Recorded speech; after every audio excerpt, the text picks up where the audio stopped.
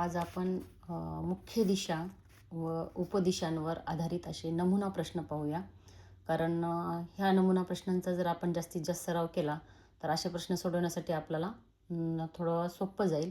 म्हणून प्रश्न काही नमुना प्रश्न आहेत, ते नमुना प्रश्न आपण पाहणार आहोत. तर प्रश्न पहिला काय म्हणते की उगवता सूर्य पाहत असलेल्या सायलीच्या मागची दिशा कोणती? आता सरळ माहीत आहे आपल्याला, उगवती दिशा कोणती आहे? पूर्व आहे. पूर्व दिशा ही उगवती आहे आणि ती जर या ठिकाणी जर उभी राहिली असेल तर पूर्वेकडे तोंड करून, तर पाहत असलेल्या सायलीच्या मागची दिशा पूर्वच्या मागे काय आहे? पश्चिम आहे. म्हणून पर्याय क्रमांक 2 हे ह्याचं उत्तर येतं. त्यानंतर प्रश्न दुसरा पाहूया. प्रश्न दुसरा काय म्हटलं आहे बघा, की सूर्योदयाकडे तोंड करून उभी असलेली कोमल 45 अंश कोनात उजवीकडे वळली तर तिच्या पाठीमागची दिशा कोणती असेल? आता सूर्योदयाकडे तोंड करून उभी असलेली कोमल जी आहे ती 45 अंश कोनामध्ये उजवीकडे वळलेली आहे बघा. या ठिकाणी सूर्योदयाकडे हिचं तोंड आहे, पूर्वेकडे तोंड आहे. ही जी कोमल आहे, आता हिचं नाव कोमल आहे. कोमल ही 45 अंश कोनामध्ये उजवीकडे वळलेली आहे.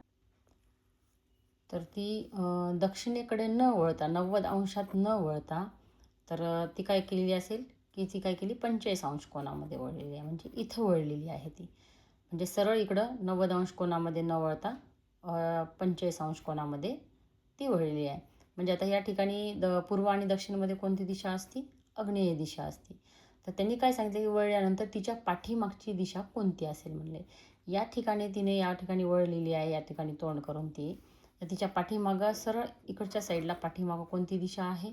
आग्नेय नैऋत्य. ह्या ठिकाणी वायव्य आहे. तिच्या पाठीमागची दिशा कोणती आहे? वायव्य आहे. म्हणून पर्याय क्रमांक 4 हे उत्तर राहील. कळलं का? सूर्योदयाकडे तोंड करून उभी होती, 90 अंशामध्ये ती इकडे दक्षिणेकडे न तोंड करता ती 45 अंशामध्ये तिचं तोंड झालेलं आहे. मग 45 अंशामध्ये तिनं थांबली होती, तर अशी या ठिकाणी इकडे तोंड करून, तर तिच्या पाठीमागची सरळ तिच्या मागची दिशा आहे आग्नेयच्या नंतर इकडे नैऋत्य, नैऋत्यानंतर वायव्य. म्हणजे वायव्येला ती तोंड करून उभी राहिलेली आहे. प्रश्न तिसरा काय म्हणत आहे की पूर्वेकडे तोंड करून उभी असलेली सायली उजवीकडे काटकोनात वळली व थोडे अंतर चालत गेली.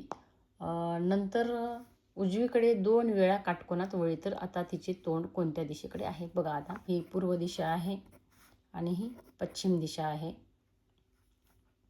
तर पूर्वेकडे तोंड करून उभी असलेली सायली होती, ही इकडं ती तोंड करून उभी होती. पूर्वेकडे तोंड करून उभी असलेली सायली तिच्या उजवीकडे काटकोनात वळली. आता इकडं उजवीकडे इकडं काटकोनामध्ये वळली ती, म्हणजे दक्षिण दिशेकडे वळली व थोडे अंतर चालत गेली. म्हणजे उजवीकडे वळून ही इकडं थोडे अंतर चालत गेली. त्याच्यानंतर उजवीकडे 2 वेळा काटकोनात वळली. या ठिकाणी उभी राहिलेली आहे बघा. तर तिची उजवी बाजू इकडे तोंड करून उभी राहिली, तिची उजवी बाजू कोणती आहे? ही आहे. आणि तिची डावी बाजू ही आहे. चालत गेली आणि नंतर ती उजवीकडे पुन्हा 2 वेळा काटकोनात वळलेली आहे. म्हणजे तिच्या उजव्या हाताला इकडं एकदा वळली ती, म्हणजे या ठिकाणी पश्चिमेकडे, आणि नंतर पुन्हा एकदा वळली पुन्हा उजवीकडे. आता या ठिकाणी ती उजवीकडे वळली होती, म्हणजे तोंड तिचं कुणीकडे होतं? इकडं होतं. परत ती तिच्या उजव्या हाताला वरती वळली, म्हणजे या ठिकाणी वळलेली आहे वरती. वरती कोणती दिशा आहे? उत्तर आहे. कारण पूर्व पश्चिम ही खालची दक्षिण आहे, वरची उत्तर दिशा आहे. तर या ठिकाणी ती 2 वेळा काटकोनामध्ये वळली होती मला. तर आता तिचे तोंड कोणत्या दिशेकडे आहे? तर उत्तर दिशेकडे आहे. पर्याय क्रमांक 1 हे याचं उत्तर राहील.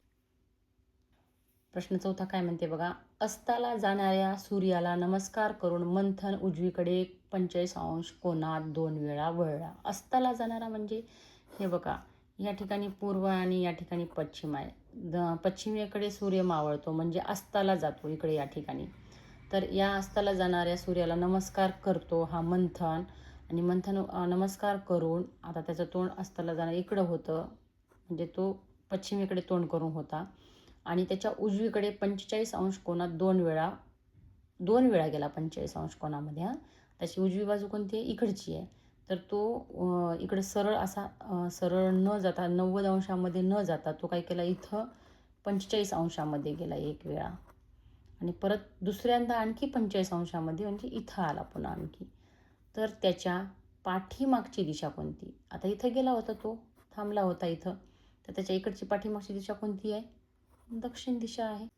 अस्ताला जाणाऱ्या सूर्याला तो नमस्कार केला, उजवीकडे 45 अंशामध्ये इथे एकदा आणि इथे एकदा गेला, इथं जाऊन थांबला, त्याच्या मागची दिशा दक्षिण आहे, म्हणून पर्याय क्रमांक 4 हे आपलं उत्तर राहील.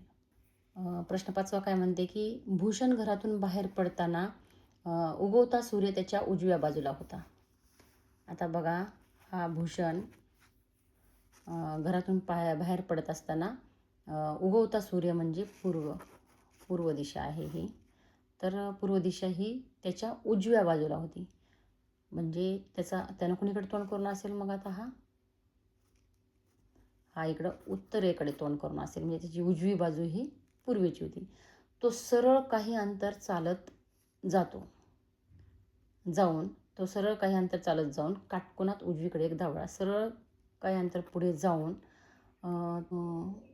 उजवीकडे एकदा वळला, काटकोनामध्ये उजवीकडे वळला. आता त्याची अशी उजवी बाजू कुठली होती त्याची?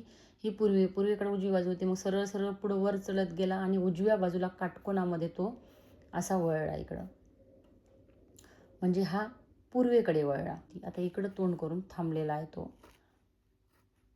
त्याच्या उजव्या हाताची दिशा कोणती आहे? आता इथं पूर्वेकडे आहे तो आलेला, तर पूर्वेकडे जर त्यानं तोंड करून परत असा थांबलेला आहे, तर त्याची उजवी बाजू कोणती आहे? खालची आहे. ही खालची बाजू कोणती आहे? पूर्व पश्चिम. ही खालची दक्षिण बाजू आहे. कळलं का?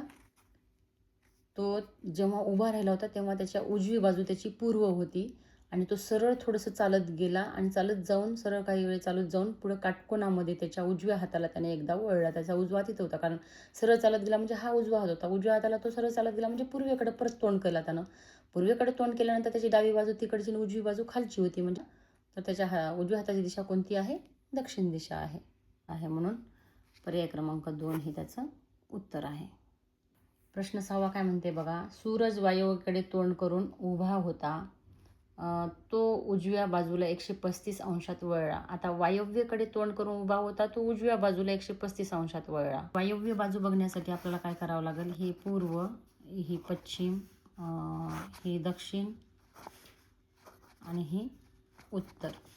तर या ठिकाणी आपण जर हे परत काढल्या तर ही आग्नेय, ही नैऋत्य आणि ही वायव्य आणि ही ईशान्य. तर तो आग्नेय वायव्येकडे तोंड करून उभा होता. तो कोणीकडे तोंड करून होता उभा? तर हा वायव्येकडे तोंड करून उभा होता.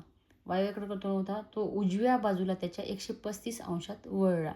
आताची उजवी बाजू कोणती आहे? ही आहे. 135 म्हणजे 45 असे 3 वेळा जर घेतला आपण, 45 गुणिले जर 3 केलं, 5 3 चौक 12 13 म्हणजे 135, म्हणजे हे 45 अंशामध्ये हा 3 वेळा वळलेला आहे. म्हणजे इथं एकदा गेला 45 अंश, इथं एकदा 45 अंश आणि इथं एकदा 45 अंश. हे 135 अंशात वळला म्हणजे हा पूर्वेकडे आलेला आहे. पुढं गणित काय म्हणलेलं आहे? तर आता त्याच्या तोंडासमोरची दिशा कोणती असेल? इथं पूर्वेकडे आला म्हणजे इथं उभा राहिला होता पूर्वेकडे येऊन तो, तर त्याच्या तोंडासमोर कोणती दिशा आली? ही पूर्व दिशा आली, पण पर्याय क्रमांक 1 हे आपलं उत्तर राहील. कळलं का?